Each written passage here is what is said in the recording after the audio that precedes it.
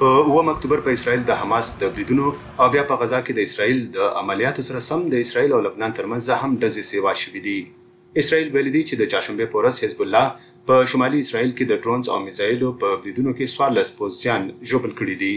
حزب الله ویلي دي چې د خپلو وسلوالو د وژلو په بدله کې یې د اسرائیل پوځي مرکز په نښه کړی دی. اسرائیل وایي د حزب الله د بریدونو په ځواب کې د وسلوالې ډلې یو شمېر ځایونه او وسلوال په نښه کړي دي او یوه ویډیو یې هم شریکه کړې ده، خو رایټرز خبري ادارې د زیږي پخلی نه دی کړی. لبنان کې حزب الله او په فلسطین کې د حماس په ګډون نورې ډلې ایران پلوه توندروه ډلې بلل کېږي. Iran has backed a number of groups including Hamas. ایران د حماس او د حماس پرنګ د نورو ډلو سره مرستې کوي. ایران د وینا تر حده له دوی سره مرستې نه کوي، بلکې دغو ډلو ته چې په سیمه کې د امنیت لپاره خطر جوړېدای سي له دوی سره د آلاتو مرستې هم کوي. په شام کې د ایران په کونسلګرۍ د اسرائیل د برید په ځواب کې ایران په 14 اپریل په اسرائیل د ډرون او میزایلو بریدونه کړي وو او ویلي وو دغه بریدونه اسرائیل او د اسرائیل ملګرو ته د ښودنې لپاره وو او په آینده کې یې د اسرائیل څه قسمه برید په ځواب کې د لا نورو زیاتو سختو بریدونو خبرداری کړې. اسرائیل وایي د امریکې، برطانیې، اردن او نورو ائتلافیانو په مرسته یې نږدې 100% دغه توغندي په لاره کې تباه کړي وو.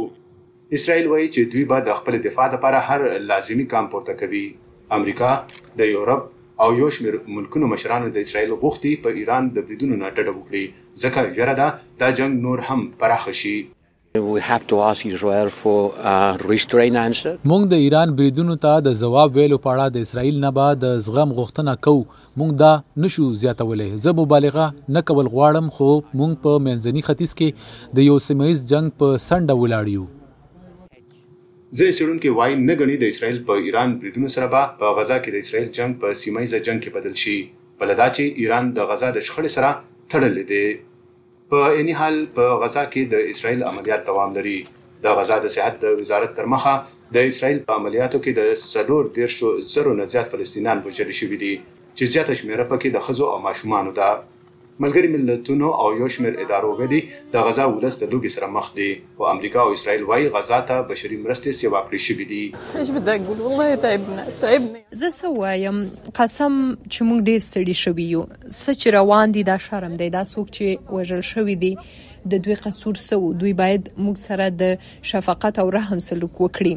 ډیره شوه، موږ ختمیږو، نور زموږ د برداشت نه بهر خبره ده. موږ ته نږدې ټول خلک وژل شوي دي. اوس څه پاتې دي؟ چا دپاره ژوند وکړو؟ د چا دپاره؟ فلسطین دا وخت د ملګرو ملتونو غړی نه دی. تمه ده چې نن امنیتي شورا فلسطین ته د غړیتوب ورکولو لپاره په درخواست رای ورکړي. د امنیتي شورا 15 غړي وي. 9 غړي که د فلسطین په حق کې رای ورکړي نو د ته به غړیتوب ورکړی شي، خو بیا ویټو هم شته دی. ملګرو ملتونو کې د امریکا استازي لنډا توماس ګرینفیلډ ویلي امریکا نه ګڼي چې د اسرائیل او فلسطین د شخړې لپاره د دوه هیوادونو د حل ترلاسه کولو کې دا قرارداد څه برخه لرلی شي. د ملګرو ملتونو سیکرټري جنرال انټانیو ګوټریش خبرداری کړې چې په غزا کې د تاوتریخوالي او په اسرائیل د ایران بریدونه سیمه ییزه شخړه رامخته کولی شي. الطاف محمود علي، وایس اف امریکا، ډیوا، واشنگټن.